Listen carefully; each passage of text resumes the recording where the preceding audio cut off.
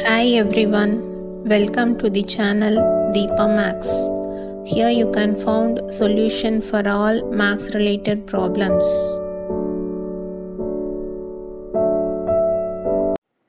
Hi students, good morning. இந்த வீடியோவில் நம்ம இன்ஜினியரிங் மேத்தமேட்டிக்ஸ் 1ல யூனிட் 1 டிஃபரன்ஷியல் கால்குலஸ் பற்றி பார்க்க போகிறோம். சேனல் சப்ஸ்கிரைப் பண்ணாமல் பார்த்துட்டு இருந்தீங்க அப்படின்னா சப்ஸ்கிரைப் பண்ணிக்கோங்க. வாங்க வீடியோக்குள்ளே போகலாம். ஃபஸ்ட்டு டெஃபினிஷன் என்ன அப்படின்னு பார்த்தீங்கன்னா ஃபங்க்ஷன். ஏற்கனவே நீங்கள் ஃபங்க்ஷன்ஸ் பற்றியெல்லாம் படிச்சிருக்கீங்க உங்களோட 10th ஸ்டாண்டர்டில். ஃபங்க்ஷன் அப்படின்னா என்னென்னு ஞாபகம் இருக்கா? F is a function from D to E இந்த மாதிரி டிஃபைன் பண்ணியிருப்பீங்க. இதில் டிங்கிறது ஒரு செட், ஈங்கிறது இன்னொரு செட், இதெல்லாம் இருக்கும். இப்போவும் அதே தான் பாருங்கள் டெஃபினிஷன் எப்படி கொடுத்துருக்காங்க அப்படின்னு. A function f from a set D to a set E is a rule that assigns a unique element f of x belongs to E to each element x belongs to D. So, இப்போ f xங்கிற element Dல எடுக்கிறோம், x belongs to D அப்படின்னு எடுத்துக்கிறோம். எடுத்துட்டு இந்த x belongs to Dயை கொண்டுட்டு வந்து ஃபங்க்ஷனில் operate பண்ணோம் அப்படின்னா அது f of x ஆயிரும். இந்த f of x வந்து belongs to E-ஆ இருக்கணும், அவ்வளோதான். இந்த மாதிரி தான் ஃபங்க்ஷன் டிஃபைன் பண்ணுறாங்க. அப்புறம் அடுத்தது இதை பற்றி என்ன சொல்கிறாங்கன்னு பாருங்கள். The set capital D of all possible input values is called domain of the function. So domain எல்லாமே ஏற்கனவே படிச்சிருக்கோம்ல, ரீகால் பண்ணிக்கோங்க. டொமைன் அப்படிங்கிறது இந்த செட் Dயில் என்னென்ன வேல்யூஸ் இருக்கோ அது எல்லாமே டொமைன். தென் இது வந்து டொமைன். தென் ஈங்கிறது கோடொமைன். தென் ரேஞ்ச்னா என்னன்னு ஞாபகம் இருக்கா? ரேஞ்ச் அப்படின்னா ஈல என்னென்ன எலிமெண்ட்ஸ் மேப் ஆயிருக்கோ, இந்த கோடொமைனில் என்னென்ன எலிமெண்ட்ஸ் மேப் ஆயிருக்கோ அதுதான் வந்து ரேஞ்ச். பாருங்க இங்கே ரேஞ்ச் எல்லாம் சொல்லலை, அவங்க டொமைன் மட்டும்தான் சொல்கிறாங்க. தி range F The range f is the set of all possible values of f of x as x varies throughout the domain. So, இப்போ டொமைன்னா என்ன, ரேஞ்ச்னா என்ன அப்படின்னு எல்லாமே சொல்லிட்டாங்க. இப்போ ஃபங்க்ஷன்ஸை வந்து எந்த மாதிரி நம்ம ரெப்ரசன்ட் பண்ணலாம் அப்படின்னா 4 டைப்ஸாக ரெப்ரசன்ட் பண்ணலாம். என்னென்னா வெர்பலி, விஷுவலி, நியூமரிக்கலி, அல்ஜிப்ரிக்கலி, அவ்வளோதான். இதை ஜஸ்ட்டு தெரிஞ்சு வச்சுக்கோங்க. இதெல்லாம் நம்ம எதுவும் இப்போதைக்கு அப்ளை பண்ண போகிறதில்ல. நம்மளோட அடுத்த டெஃபினிஷன் என்ன அப்படிங்கிறது பார்க்கலாம். அடுத்த டெஃபினிஷன் பார்த்தீங்க அப்படின்னா ரியல் வேல்யூட் ஃபங்க்ஷன்.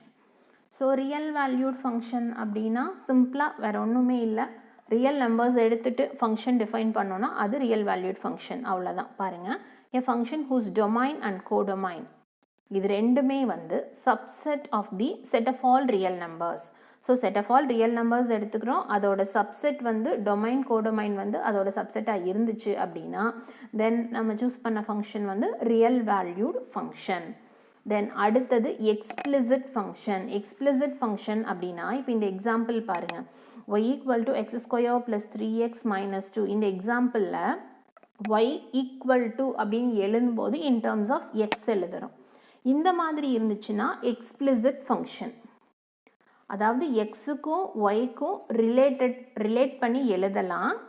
எழுதும்போது ஒய் ஈக்குவல் டு அப்படின்னு y in terms of x define பண்ண முடிஞ்சிச்சு அப்படின்னா அது எக்ஸ்பிளிசிட் ஃபங்க்ஷன்.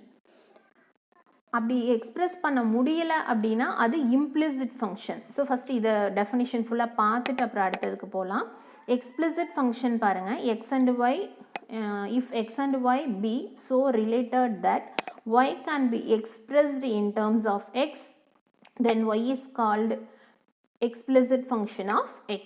அதுவே implicit function எப்படி டிஃபைன் பண்ணுறாங்கன்னு பாருங்கள். இப்போ இந்த ஃபங்க்ஷனை வந்து y ஈக்குவல் டு அப்படின்னு சொல்லி எழுத முடியாது, ஏன்னா இங்கே 4-4xy இருக்குது, இங்கே ஒய் கியூப் இருக்குது. இதில் காமனாக எப்படி ஒய் டேர்ம் எடுக்க முடியும்? அப்படி ஒரு ஒய் டேர்ம் எடுத்திங்கன்னா இங்கே ஒய் ஸ்கொயர் ரிமைனிங் வரும், அதனால் எழுத முடியாது. ஸோ இந்த மாதிரி ஃபங்க்ஷனுக்கு பேர் இம்ப்ளிசிட் ஃபங்க்ஷன். பாருங்கள் இது எப்படி டிஃபைன் பண்ணுறாங்கன்னு. If x and y be so related that y cannot be expressed explicitly in terms of x, then y is called implicit function of x. சரியா?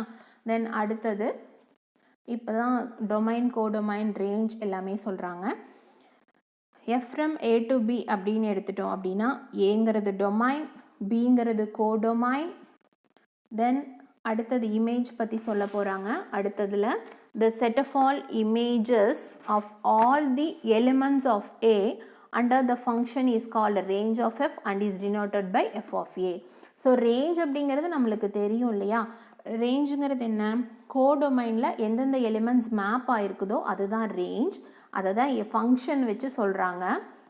the set of all images, அது என்ன image? எந்த எலிமெண்ட்டுக்கு எது map ஆகுதோ அதுதான் image. சரியா? the set of all images of all the elements of capital A, அதாவது ஏல இருக்கிற எல்லா எலிமெண்ட்ஸுக்கும் எல்லா எலிமெண்ட்ஸையும் ஃபங்க்ஷனுக்குள்ளே உள்ளே கொண்டு போகும் பொழுது நம்மளுக்கு என்னென்ன வேல்யூஸ் கிடைக்குதோ அதுதான் ரேஞ்ச் அப்படின்னு சொல்கிறாங்க. தென் இதை வந்து F of A அப்படின்னு டினோட் பண்ணுறாங்க. தென் அடுத்தது கிராஃப்க்கு வந்து டிஃபைன் பண்ணுறாங்க. If F is a function with domain D, then its graph is the set of all ordered pairs. So graph எப்படி வரைகிறது அப்படின்னா இந்த பாயிண்ட்ஸை பிளாட் பண்ணி வரையணும், அதை தான் சொல்லியிருக்காங்க. சரியா? தென் இப்போ இது ரிலேட்டடாக இருக்கிற ப்ராப்ளம்ஸ் பார்க்கலாம். ஸோ கொஷின் கொடுத்துருக்காங்க. இதில் என்ன சொல்லியிருக்காங்கன்னா find the domain and range of each function. So அவங்க கொடுத்துருக்கிற இந்த ரெண்டு ஃபங்க்ஷனுக்கும் டொமைன் என்ன, ரேஞ்ச் என்ன அப்படின்னு நம்ம ஃபைண்ட் அவுட் பண்ணணும். So first f of X equal to x square. X value என்ன, நம்ம எது வேணாலும் எடுத்துக்கலாம். எக்ஸ் வேல்யூ எடுத்துக்கிட்டோம் அப்படின்னா அதுக்கு கரஸ்பாண்டிங்காக எஃப் ஆஃப் எக்ஸ் வேல்யூ என்ன வருது அப்படின்னு எழுதலாம். இப்போ வந்து எக்ஸுக்கு அவங்க கொஷினில் எந்த ரெஸ்ட்ரிக்ஷனுமே சொல்லலை, அதனால் -∞ to +∞ எக்ஸோட லிமிட்டு. தென் இதை கொண்டுட்டு வந்து எஃப் ஆஃப் எக்ஸில் சப்ஸ்டியூட் பண்ணால் என்ன வேல்யூ கிடைக்குங்கிறத நம்ம கால்குலேட் பண்ணி எழுதணும். இப்போது எக்ஸ் ஸ்கொயருங்கிறதுனால அது பாசிட்டிவ் வேல்யூ. ஸோ -∞க்கு +∞ சிம்பிளாக எழுதியிருக்காங்க. தென் அடுத்தது -2 கொண்டு வந்து சப்ஸ்டியூட் பண்ணிங்கன்னா -2 ஹோல் ஸ்கொயர்னா 4 வரும்.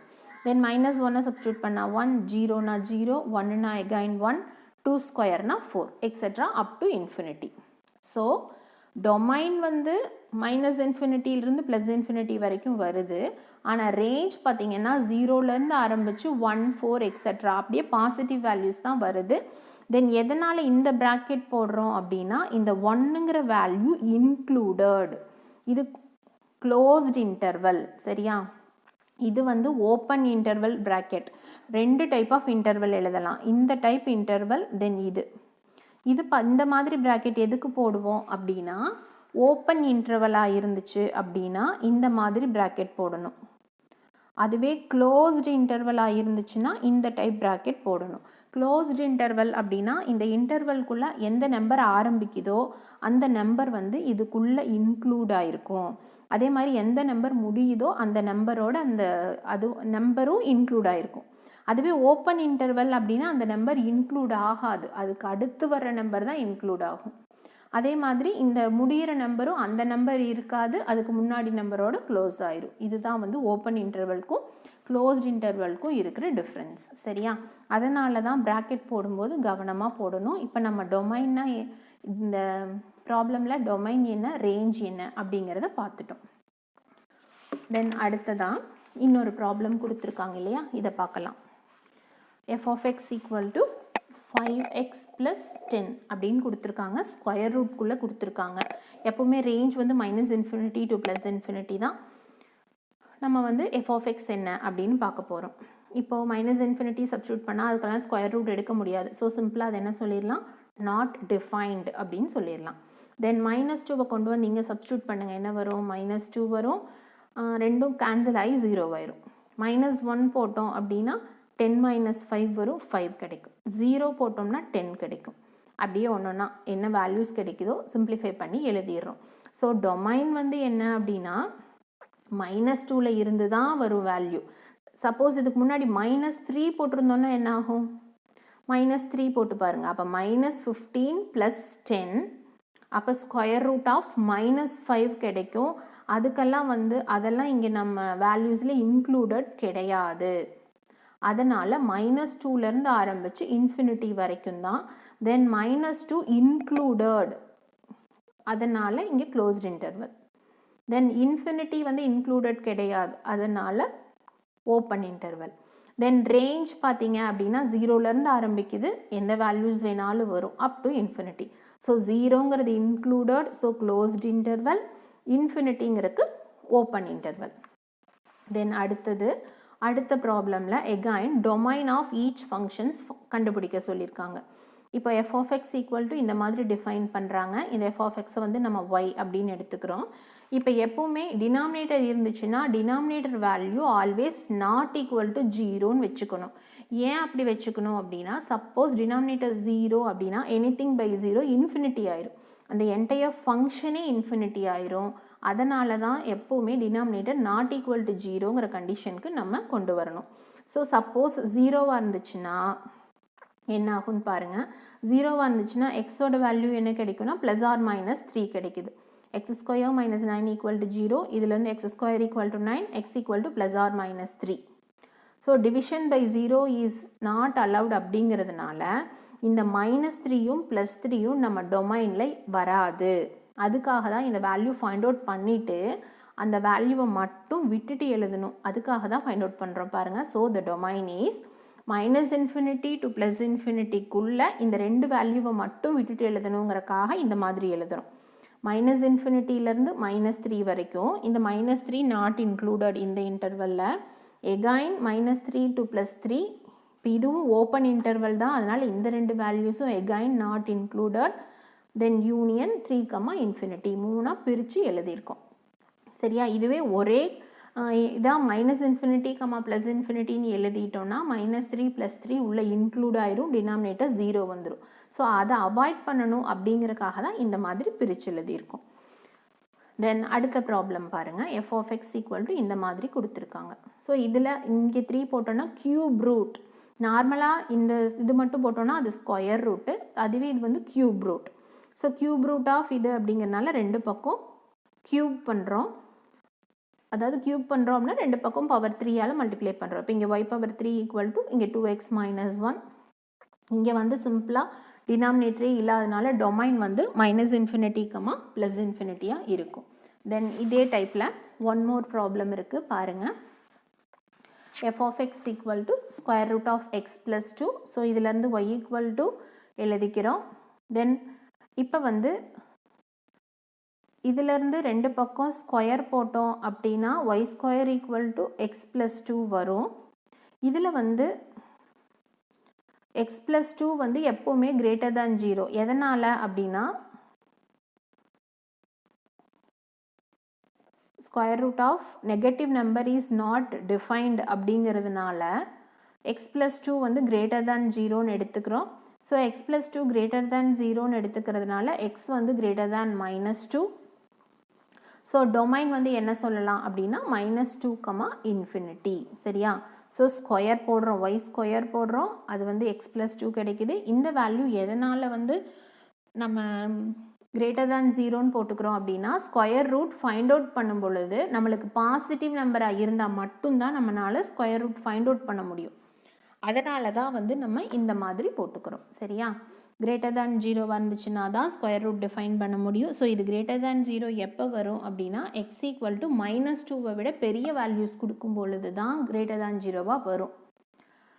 இப்போ -2 விட கம்மியான வேல்யூஸ் கொடுத்தோம் அப்படின்னா என்ன ஆகும்னு பாருங்கள். இப்போ சப்போஸ் -3 கொடுத்தீங்கன்னா -3 + 2 வரும். ஸோ ஸ்கொயர் ரூட் ஆஃப் -1 வரும், அது நாட் டிஃபைன்டு.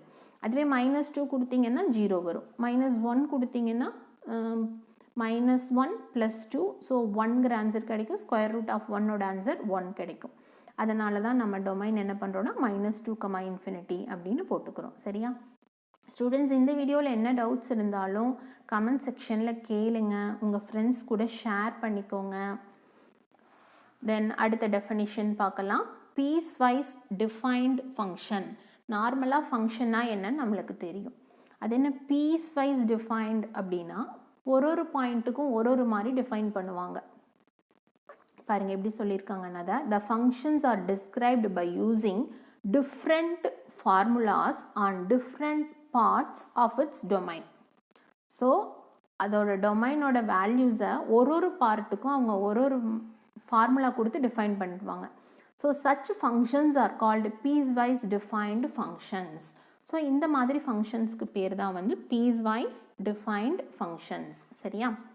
தென் அடுத்தது ஈவன் அண்ட் ஆட் ஃபங்க்ஷன். இதெல்லாம் ஏற்கனவே நீங்கள் படித்தது தான்.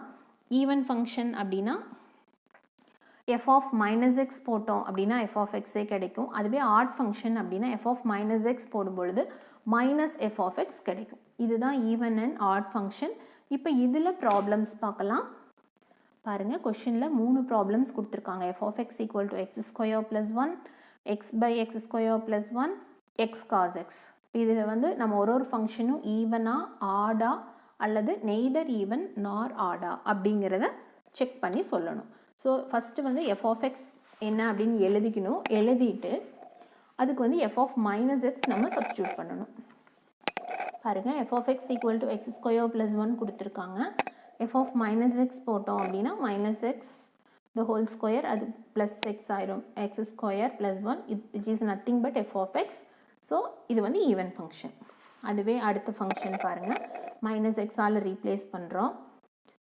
மேலே ஒரு நெகட்டிவ் சைன் இருக்கும், கீழே இருக்காது. இந்த நெகட்டிவ் சைனோட சேர்த்து எழுதும் போது minus F of X. So இது வந்து ஆட் ஃபங்க்ஷன். அடுத்தது எக்ஸ் காஸ் எக்ஸ். காஸ் எக்ஸுங்கிறது ஆல்வேஸ் ஈவன் ஃபங்க்ஷன். அதனால் காஸ் ஆஃப் மைனஸ் எக்ஸ் போடும்பொழுது அது காஸ் எக்ஸ் ஆகும். இங்கே வந்து ஒரு நெகட்டிவ் சைன் எக்ஸ்ட்ரா இருக்கும். So minus F of X கிடைக்கும். ஸோ நம்மளுக்கு இது வந்து again it is an odd function. சரியா? தென் இந்த யூனிட்டில் இன்னும் கண்டினியூஸாக அடுத்தடுத்த டாபிக்ஸுக்கு நான் வீடியோஸ் போடுறேன். உங்களுக்கு இந்த வீடியோஸ் யூஸ்ஃபுல்லாக இருந்துச்சுன்னா உங்கள் ஃப்ரெண்ட்ஸ் கூட ஷேர் பண்ணிக்கோங்க. சேனலுக்கு சப்ஸ்கிரைப் பண்ணுங்கள். தேங்க்யூ.